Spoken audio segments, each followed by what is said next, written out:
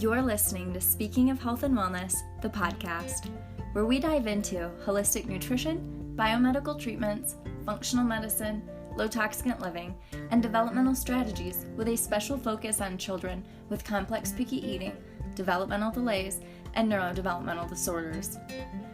I'm your host, Shandy Lasky, integrative speech-language pathologist, pediatric feeding specialist, functional nutritional therapy practitioner, and Epidemic Answers certified health coach. Together, we are changing the conversation around how we view, discuss, prevent, and treat these childhood epidemics. I am so honored to have your time and attention today. Thank you for joining me and for all of your support. Please note that this podcast is for educational purposes only and should never be misconstrued as medical advice or a replacement for individualized care from your trusted providers. Now, without any further ado, let's get started.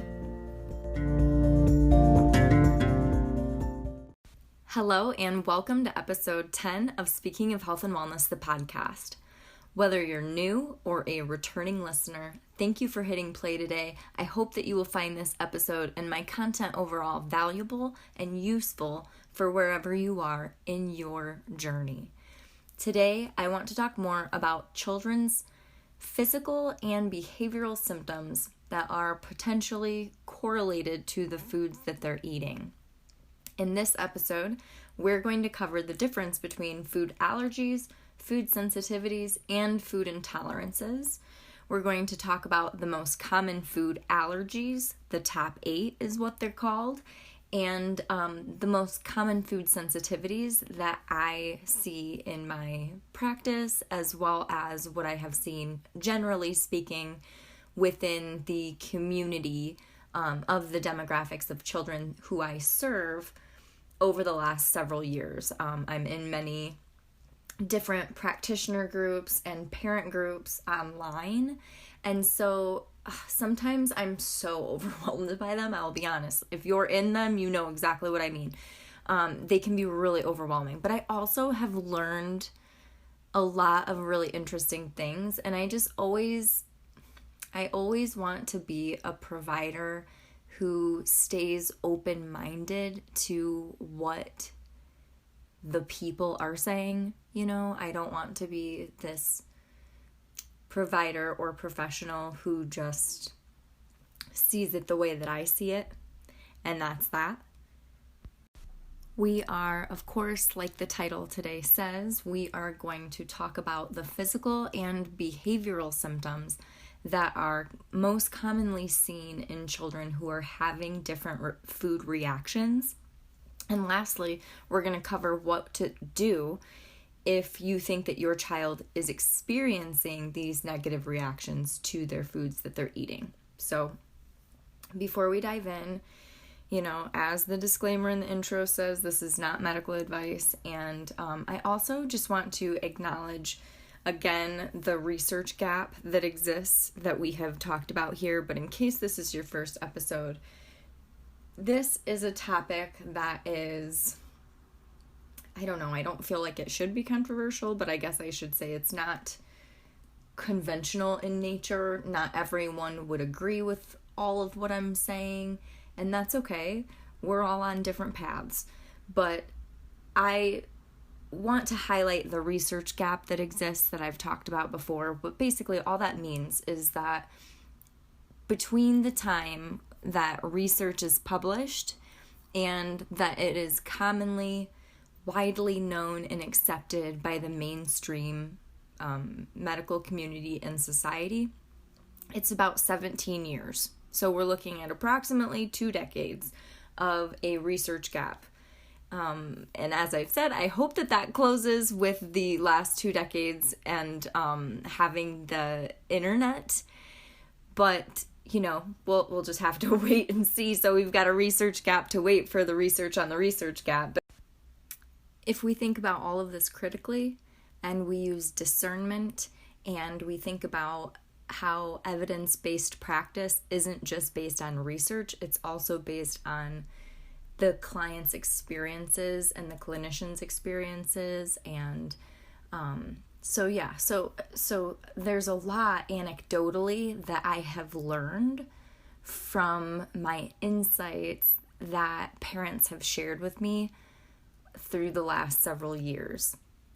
And I've also been fortunate to learn from practitioners who have been in this field much longer than I have, and that's accelerated my learning in this as well. So let's start with food allergies, just briefly. We're going to just touch on food allergies, but that's not what this episode is really about. Because a food allergy, when I say allergy, I'm talking about an IgE mediated response. I'm talking about something that's a life-threatening emergency. You're going to see it right away. And, usually these are going to be, the top 8 are eggs, tree nuts like hazelnuts, almonds, pistachios, macadamia nuts, cashews, cow's milk, peanuts, fish, shellfish like shrimp, lobster, crab, soybeans, soy, and wheat. Food allergies have become more and more common.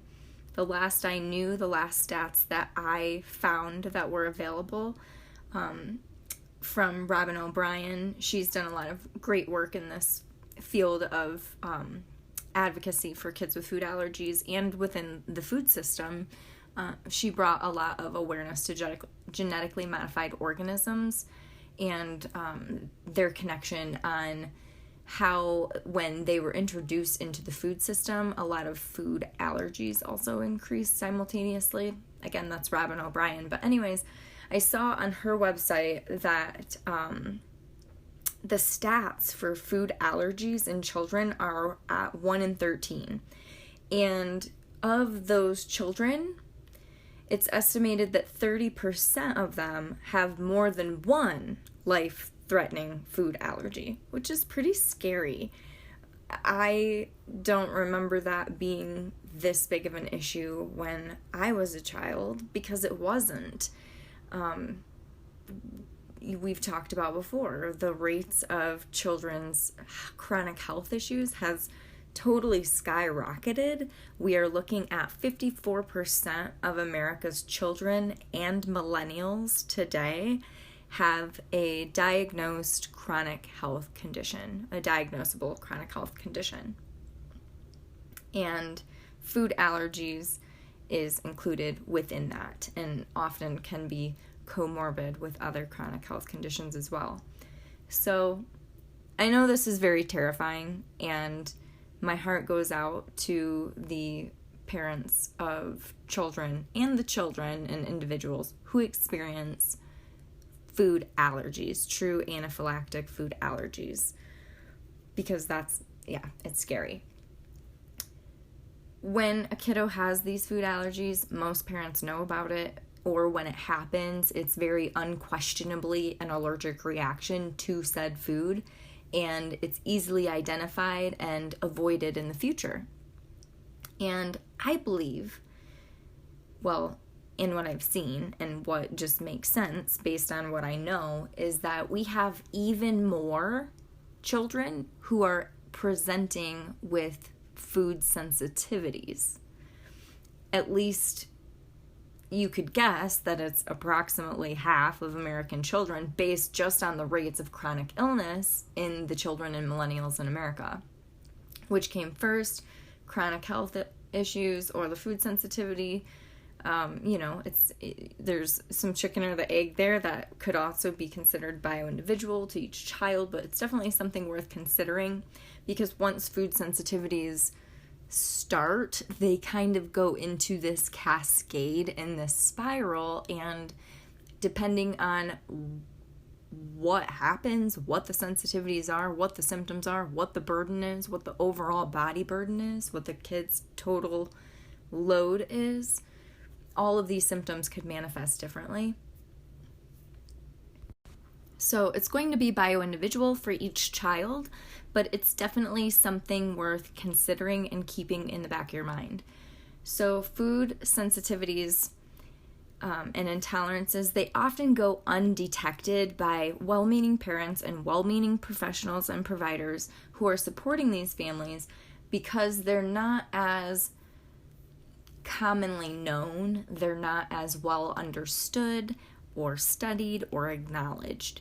Sadly, many conventional providers exist that still deny that there's a link between food and children's symptoms, which is, quite frankly, it's like mind-blowing to me in 2021, but here we are. And I just really try to come from this place of non-judgment about it because it just is what it is. And I hope that if you are with a provider who refuses to acknowledge that the food we're eating impacts health, wellness, and development, I hope that you find a provider that aligns more with that viewpoint.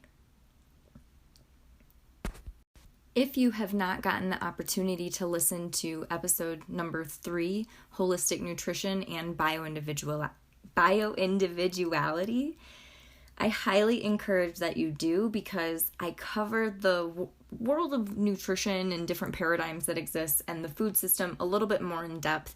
And I also provide some beginning steps and strategies to help clean up your family's diet and move more towards a holistic nutrition and lifestyle approach.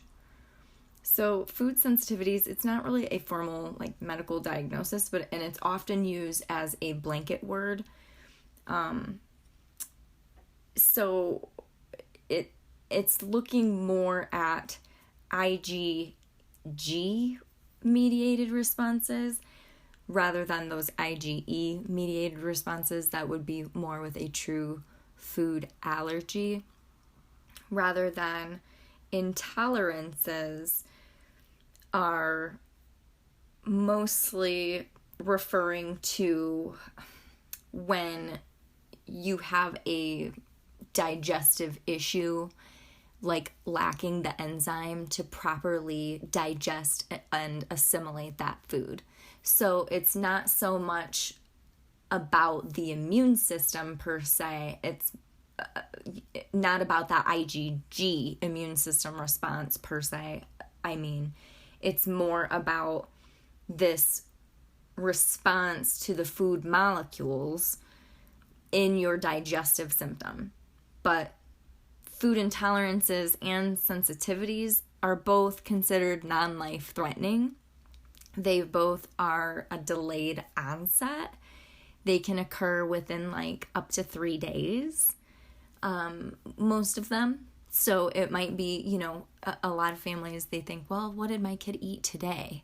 Nope. Think about what did your kid eat for the last 3 days, because that is impacting them potentially if they're experiencing a food sensitivity or a food intolerance. So food sensitivities, what generally would fall under that is we've been talking a lot about gluten and casein here on this podcast. That is a perfect example of a food sensitivity because gluten and casein are protein molecules that the body is reacting to, right, with the immune system's IgG response that can be measured through that biomarker testing versus a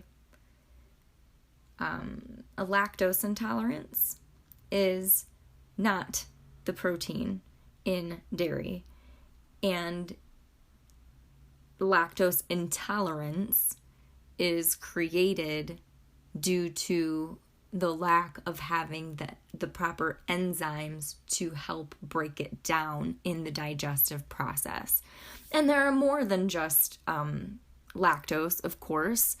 We could say that different phenol processing or things like that might fall under more of an intolerance, but really we're just getting into semantics here with this, you guys. So, I try to be as on it as I can with the terms just for the sake of correctness and making sure that I'm providing the most credible and reliable information to you. But just know that sometimes these are often used interchangeably, but it is very different than a food allergy, okay?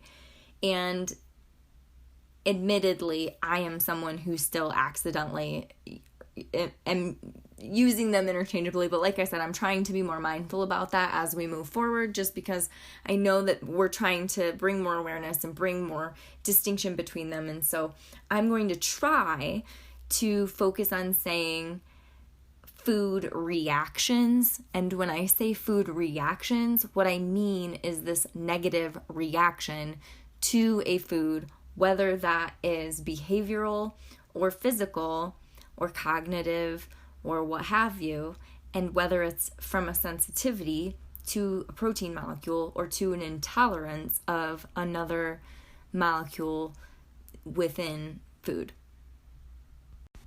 The most common food reactions that I see among this demographic of children with complex picky eating, with and without neurodevelopmental disorders, developmental delays, special needs, I see that they are sensitive to synthetic food additives, first and foremost, like artificial flavors, artificial colors, food dyes, food preservatives, flavor enhancers, MSG, different synthetic food additives, just generally speaking. And then after this, I would say that the most common are gluten, which is the protein group found in wheat, barley, rye, and other gluten-containing grains, and also casein, the protein found in dairy, soy, corn, and I could keep carrying on with this, but you get the point here. Those are the most common, first and foremost. So I want to talk a little bit about a pioneer in this field who I think is just such a legend, and I wish I knew more about her beyond what I've been able to find through her books and online. And that is a woman named Dr. Doris Rapp, R-A-P-P, 2 P's. And she is a MD, she's a medical doctor. She is a board-certified environmental specialist and pediatric allergist for children. And to be honest with you, I've tried to look and see where she is these days, and I haven't gotten some super clear answers on that. So if someone listening to this happens to know, I am pretty certain she's retired at this point and is no longer working. But her work in this field was incredible in terms of children's health and food and environmental sensitivities and intolerances, and she referred to them all under the blanket of allergies. So this was back, the book that I have a few books over, but the one in my hand is written back in, 1991. And so it's just a wealth of information. The one that I'm referring to is titled, "Is This Your Child?" And the reason that she became so well known was because she was featured on a show, the Phil Donahue Show. Some of you may be familiar with this. It was a talk show back during that time in the 80s, and because this is in 91 and it's actually dedicated to Phil Donahue. So I imagine, so it was back in the 80s, early 90s, that she would have been on this show, and she went on there with these children that she had helped and showed their dramatic improvements in behavior, in their health, wellness, and development, all of these different signs and symptoms, and she showed their improvements before and after the exposure of this food, and it was quite profound. And I just could not do this podcast without bringing some awareness to Dr. Doris Rapp And so I want to finish reading her bio. And like I said, I believe that she's retired, so this is in 1991. But it says she is a clinical assistant professor of pediatrics at the State University of New York at Buffalo. She is the founder of the Practical Allergy Foundation in Buffalo, and she is the past president of the American Academy of Environmental Medicine. Environmental medical specialist and pediatric allergist for children. So she used a overarching term of food and environmental allergies, and it doesn't really matter. Again, this is all semantics.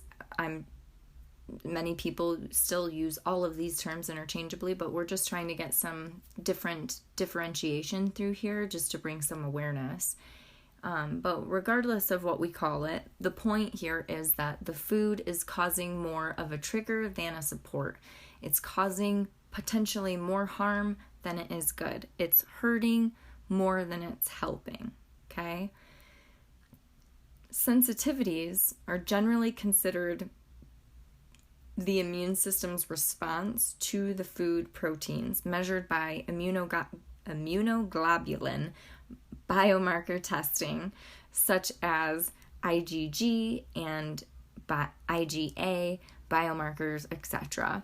Symptoms can appear immediately or days later, like I mentioned, and I advise my clients to watch for about 3 days when they're introducing a new supplement, a brand new food, or if they're reintroducing a food that they previously eliminated, to check to see if there was a reaction.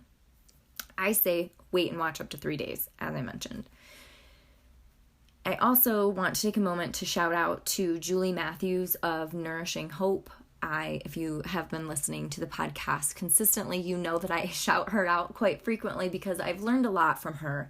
And I'm a student of her Bio-Individual Nutrition Institute, and it's really elevated my practice as a holistic nutrition provider and as a developmental provider.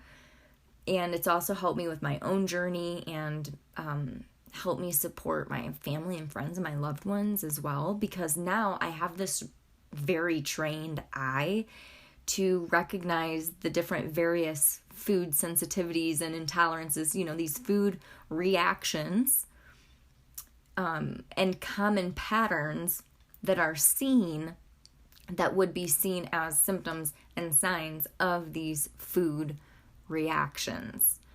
So, what would these look like in children, especially kiddos who have complex picky eating and these developmental conditions? What would that look like?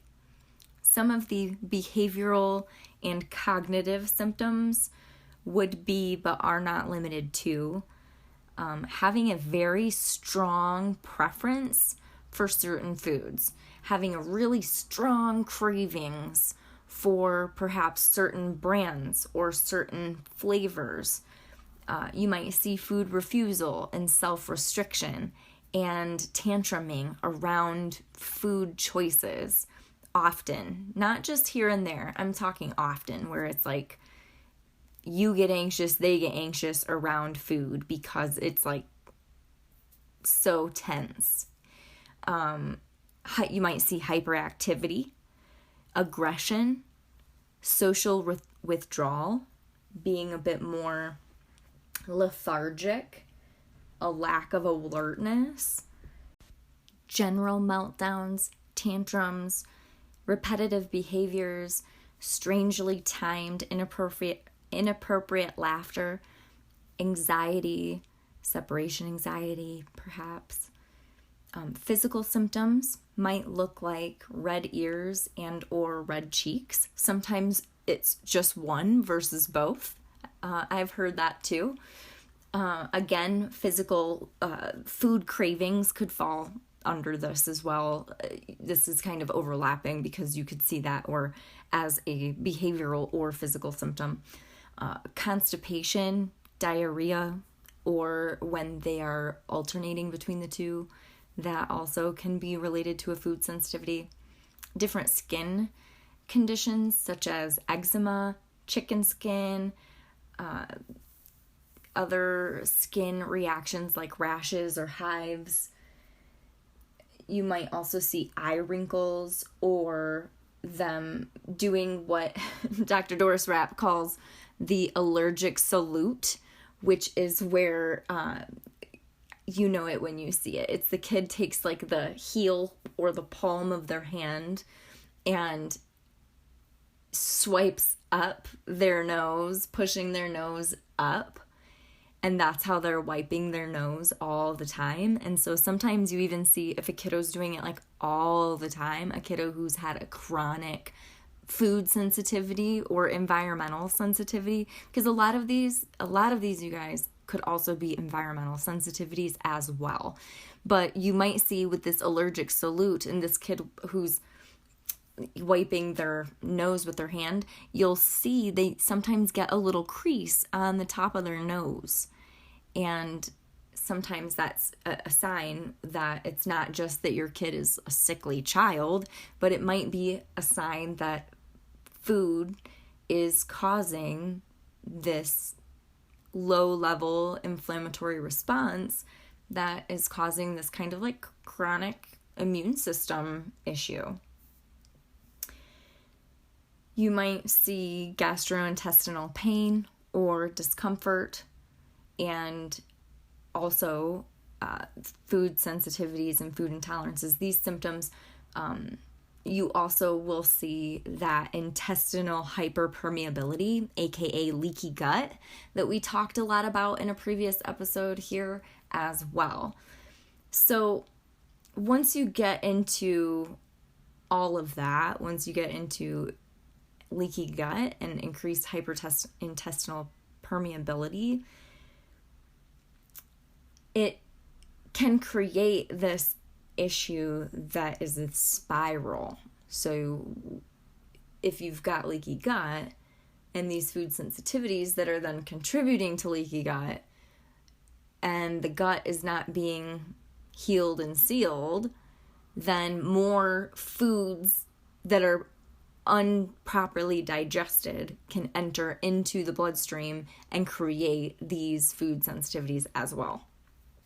So if you're listening to this and you find yourself suspecting this may be something that your child is dealing with in some way, shape, or form, which I'm assuming is maybe likely since you're listening to this podcast, if you're a parent. So for action steps, I would say start with what's obvious for you. Start with, like, are there certain foods that you just know that your child craves consistently, seemingly constantly? Perhaps they can only have a certain brand of a certain food or certain flavors of certain foods. Make a note of that. Make a list of those and think about those for yourself and for your child. Those right there might be some of the intolerances. And I say this as someone who previously was a self-proclaimed carbaholic and a cheese connoisseur. I loved pasta and pizza and breads and different cheeses. Like, that was my whole thing. I loved these foods. And it turned out that this was all true for myself as well, you guys. But it looks differently in a child than it does in adults because children carry themselves differently than adults. So, for example, like in adults, you might see anxiety differently than you do in a child. You might just see that differently. You might see aggression differently. You might see an adult handle themselves very differently during a headache and a migraine than a child would. So just something to think about.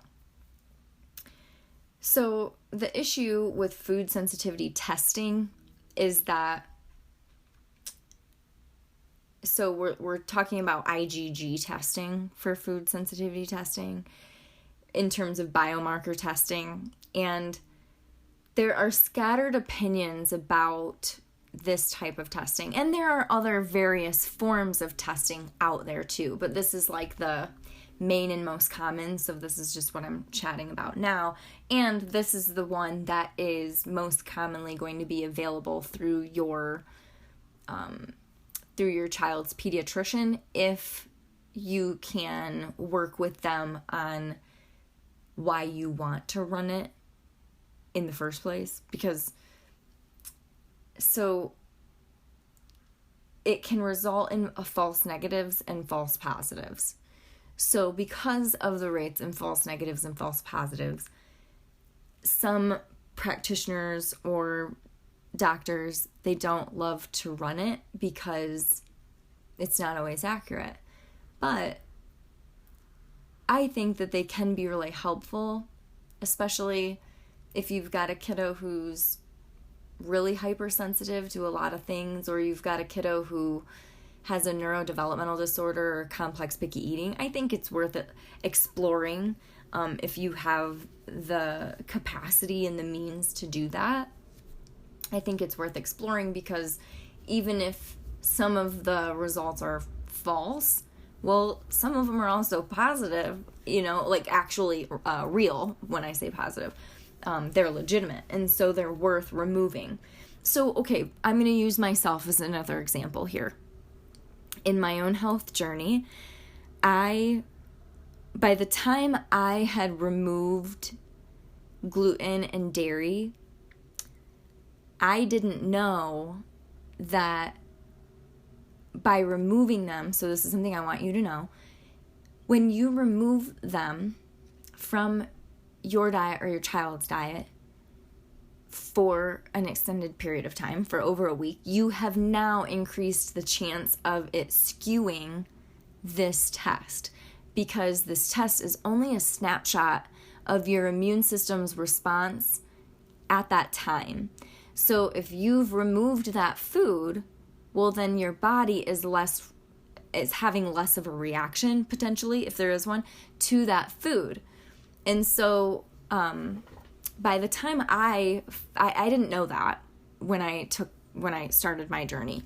My provider didn't tell me, and that's fine. That's no fault to them. That I could have looked that up too. I just didn't ask, and they didn't tell. So I like to give that information now, because if you're someone that wants that black and white baseline data to look and say, okay, here's where we started, and in 3 months or 6 months or 9 months or a year, we're going to do this test again, and we're going to see what improvements we made by eliminating it.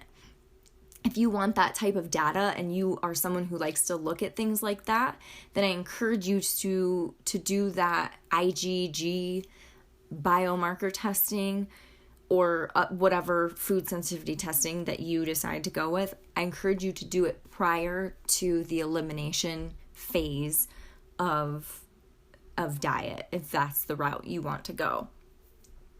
And sometimes, just keep in mind, sometimes it's not the protein that's the problem. It's not always the protein that's causing the reaction.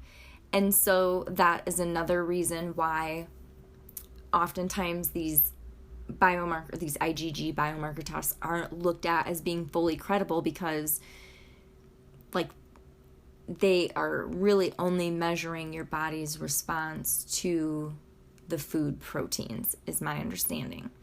And so you might have a sensitivity to phenols in apples and berries, or your child may, but that doesn't come up on the food sensitivity test if it's just an IgG biomarker test, because it's not the protein, it's a phenol compound.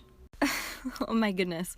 I have to just interrupt myself right now and share a little giggle and what just happened, because you probably heard the beep, beep, beep that just happened in the background here. I told you in my first episode that I'm going to try to keep this a very minimally edited podcast, because I'm trying to push through any perfectionism tendencies and just put the good content out into the world, even when it's not perfect. And that beep, beep, beep was a a snowplow in the parking lot outside of my office here, and because it is not going away anytime soon, I don't know, or it was there longer than I cared to wait, I am now sitting on the floor of my closet. And so if the sound quality sounds significantly different or much different and it's distracting to you, I apologize. We are just working with what we have right now. I live in Denver, Colorado, and at the time I'm recording this, it's Wednesday, St. Patrick's Day, and the weekend that we just had, I hear it, beep, beep, beep. I hope you can't hear it every time, my goodness. I hope it's better now that I'm in here. I can barely hear it. But anyways, we had a snowstorm, a huge blizzard this past weekend, and this is the first plow that I have, or it's the first like beep, beep, beep type of plow that I've seen come through here. And anyways, timing, right? Timing. But we've got to push through it because I want to get this good content out, and I only have windows of opportunity blocked off to do this. So let's get back to it, shall we? So those are the issues that I just mentioned before we got distracted by the beep, beep, beep snowplow. Those are the issues with food sensitivity testing. The only way, like the gold standard to really know if your child is sensitive to a food is through a guided elimination and reintroduction of that food. And as I said, before you do that, though, if you're the kind of person that needs that baseline testing, make sure you do that with biomarker testing before you start eliminating the diet or eliminating foods from your child's diet, because once you start eliminating, it's going to skew those test results. And I not only mean food sensitivity testing, but I also mean testing for celiac disease too, if that is a concern of yours. Because if you remove gluten and then you suspect that your child might have celiac disease, the test is going to be skewed. You're going to have to gluten your kid in a major way. It's going to cause, I want you to be aware. So you can order those food sensitivity tests through a functional medicine doctor or a holistic nutrition provider that are a little bit more in-depth and more comprehensive, or you can chat with your child's pediatrician. Like I mentioned, sometimes you can get your insurance to cover that as just a standard lab when you're running that IgG lab, but make sure that you're differentiating. So, for example, I asked my mom to have these ran on herself, and the doctor said they knew what she was talking about through and through. When she got the lab back, they had only ran IgE. Well, we know that she doesn't have any food allergies. We wanted to know if she had food sensitivities. So again, it's very misunderstood, and there's not a ton of like concrete, there's not a huge body of concrete evidence around this. So it's not commonly known traditionally.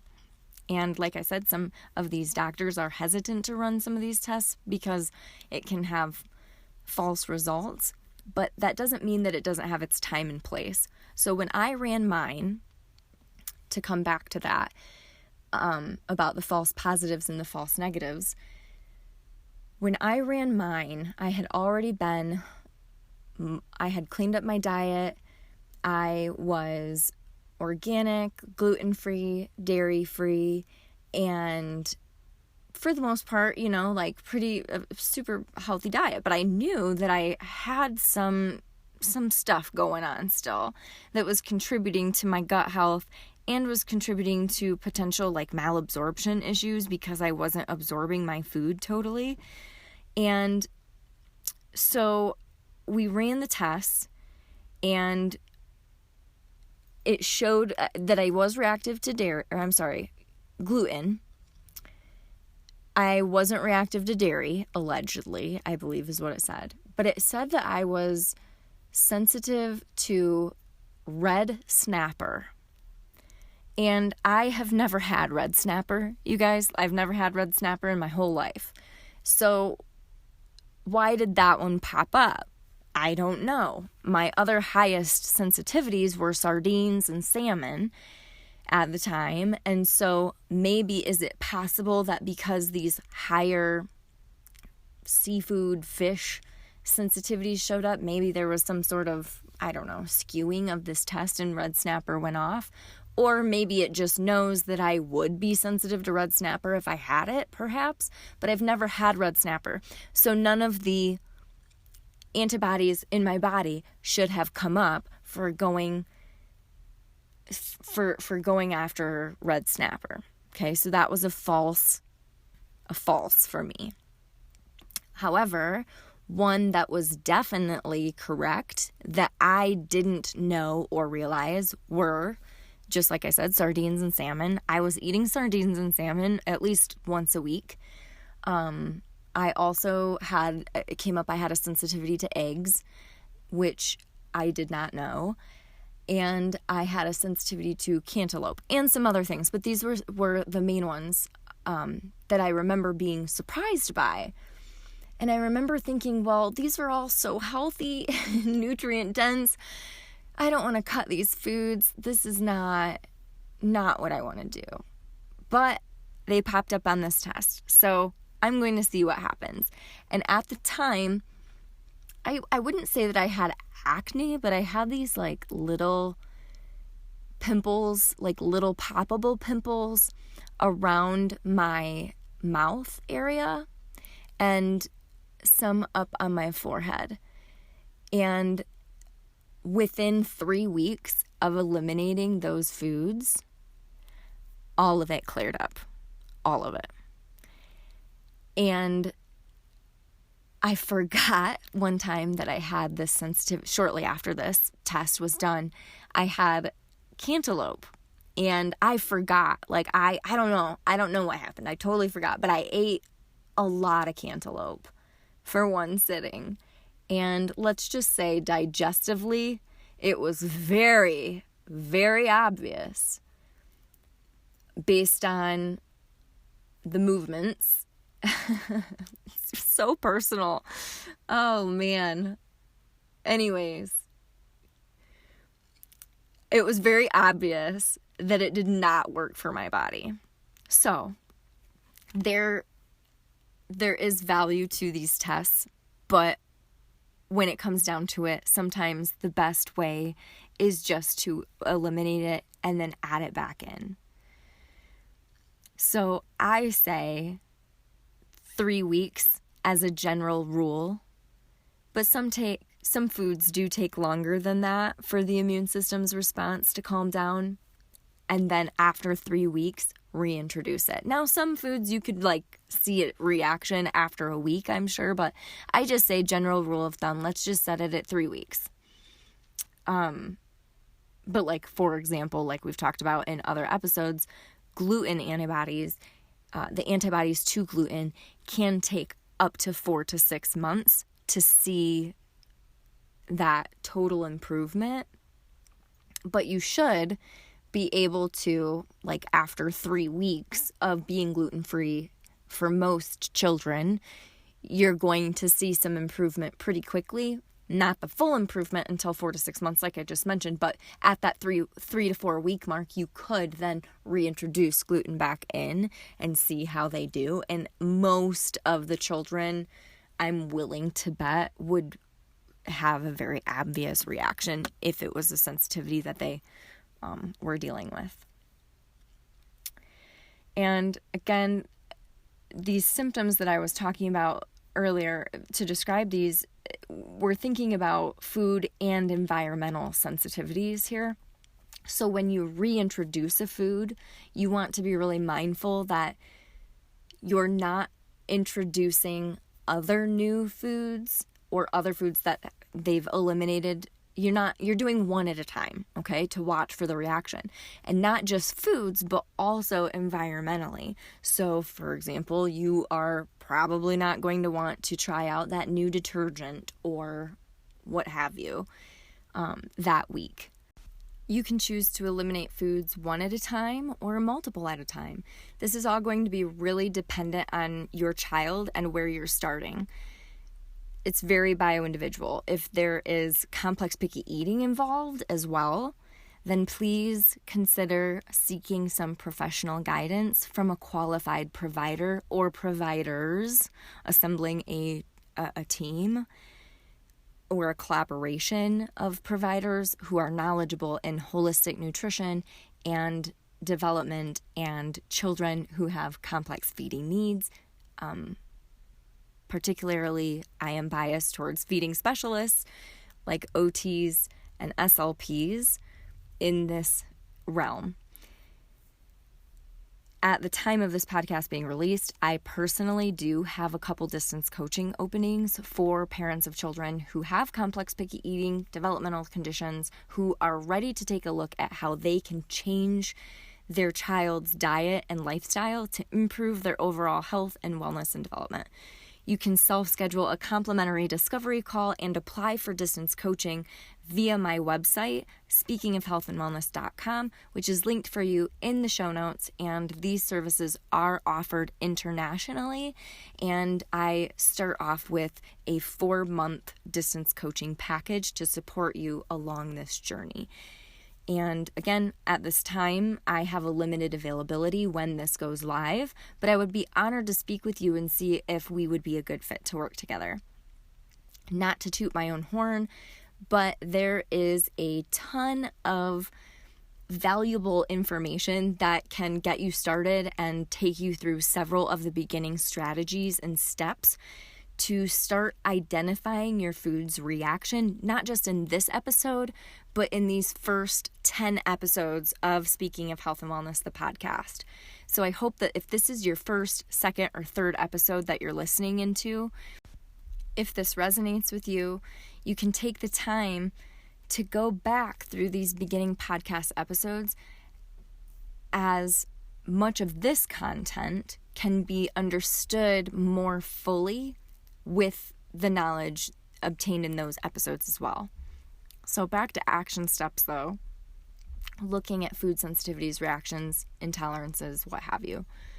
Many children and adults are sensitive to processed food chemicals, food additives, synthetic, man-made food chemicals that have been labeled, generally recognized as safe by the FDA, but they have not actually been thoroughly and adequately tested for consumer health safety and environmental safety.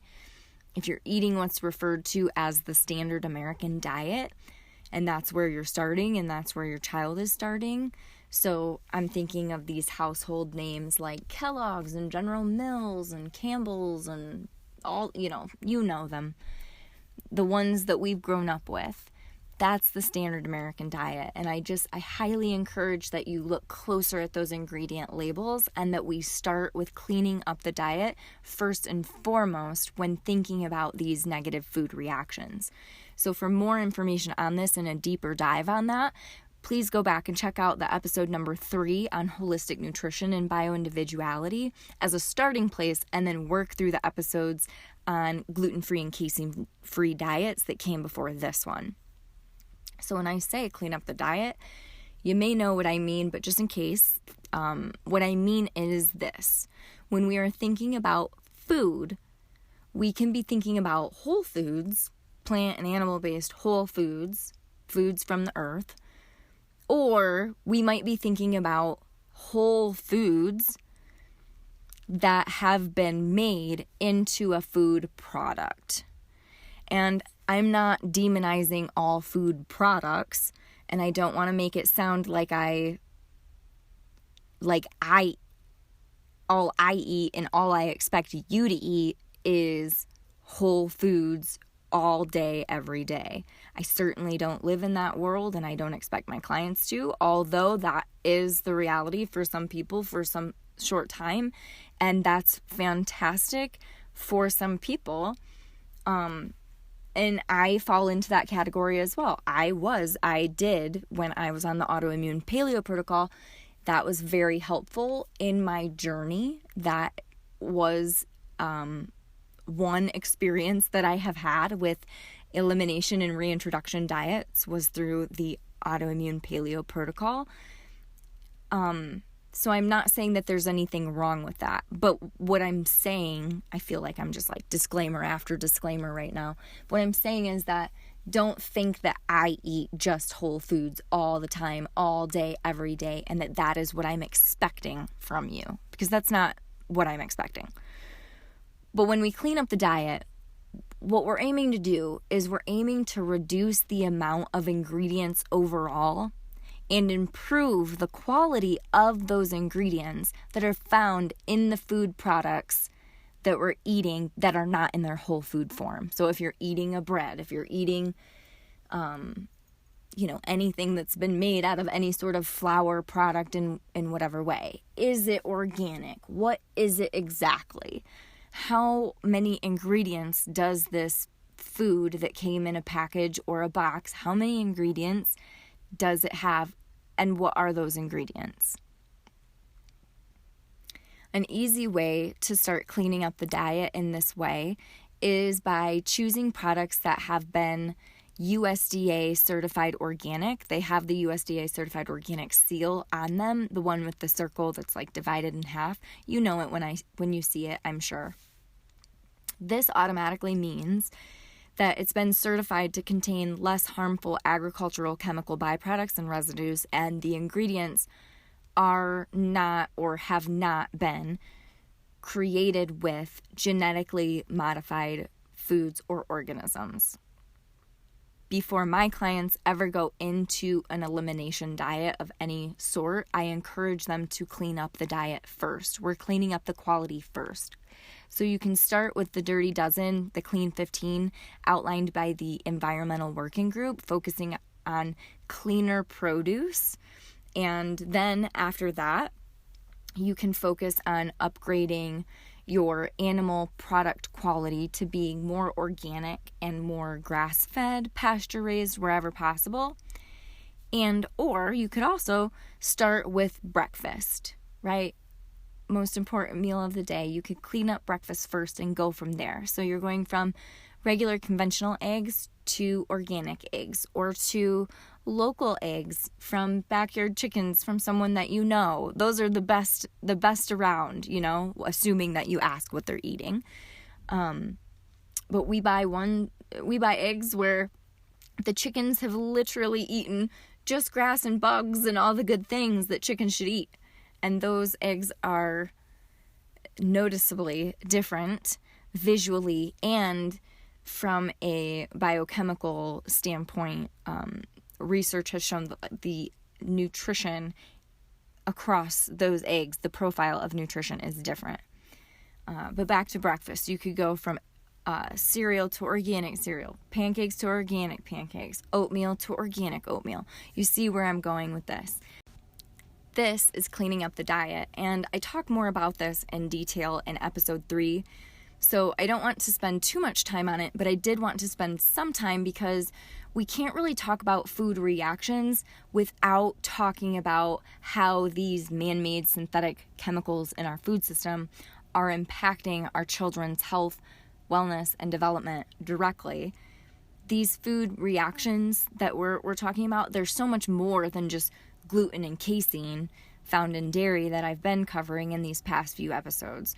Those protein molecules are certainly common sensitivities, but if you were to remove gluten or casein together or separately, but not clean up the diet and just continue on with the child eating a standard American diet of mostly processed white foods and food dyes and refined sugars and artificial flavors and MSG and all of that, then you very likely would not see as much improvement as you would if you focused on fully cleaning up the diet before removing gluten and casein. And the reason is because it's kind of like an onion. We're peeling back these different layers of sensitivity or reaction. And I want to acknowledge that all of this is so much easier said than done. As I've told you, if this were all easy, my job would not exist. It is a lot to navigate, And there's a lot that is still unknown or still highly debated or controversial in nature when it really doesn't have to be, because we all just want kids to be healthy, right? That's all of our mutual common goal. But yeah, and I also just want to acknowledge the different levels of privilege that it takes to have access to these quality foods, and I encourage you to just keep doing your best when and where you can, whatever that looks like for you, aiming for different small sustainable changes that lead to big impacts. And when I say small sustainable, I mean small changes that you can stick to. We don't want you just changing all these things if it's not sustainable to you and your family. So, aim for small changes that lead to big impacts. And I outlined some of those in episode 3 as well for you. Like I said, around cleaning up the diet and food sensitivities and things like that. But between episode 3, the last, from 3 to this episode, like if you listened to all of that, that is so much content and so much value, totally free at your fingertips right now for your listening, where it's going to give you that beginning level knowledge and insight to start this journey. And like I said, at the time of this going live, I do have some limited availability, some openings for my distance coaching that is available for you to check out and self-schedule a complimentary discovery call at speakingofhealthandwellness.com. I will link that in the show notes. But yeah, this is all a journey, and I would be honored to support you with it. And I am honored to support you with it. If you're here, then I'm honored that you're here and that you're taking the time to look further into what might be going on with your child or with your clients if you're a professional. I'm grateful that you took the time, and I hope that this was valuable for you. I hope that it resonated with you, and thank you so very much for your patience with my switcheroo of locations and the beep beep beeps in the background. I hope you can't hear too many of them. And yeah, we're going to keep elaborating on these topics, but a big piece of what I do in the work that I do with kids with complex picky eating and developmental conditions is navigating food and environmental sensitivities, because food and environmental reactions and sensitivities and intolerances, these impact the central nervous system. And when it impacts the central nervous system, it impacts overall health, wellness, and development. And that's why we're here. That's what we're doing here. So thank you again for your time today. Thank you for pushing play. I hope that you have a wonderful rest of your day. And yeah, take care, and I will talk to you soon. Thanks again for listening to Speaking of Health and Wellness, the podcast. I'm so grateful you've taken the time. For any of the references mentioned in the show, head over to speakingofhealthandwellness.com. If this episode resonated with you or inspired you, it would mean so much to me if you took a moment to subscribe, write a review, share it on social media, or with someone in your life who could really benefit from this information. Your support helps this podcast and the overall message and mission of Speaking of Health and Wellness reach more people. If you share on Instagram, tag me so I can personally thank you for listening. If you're on Facebook, come join our free community group of like-minded parents and professionals. The direct link is in the podcast description. I hope that you have a wonderful rest of your day. Thanks again so much, and take care.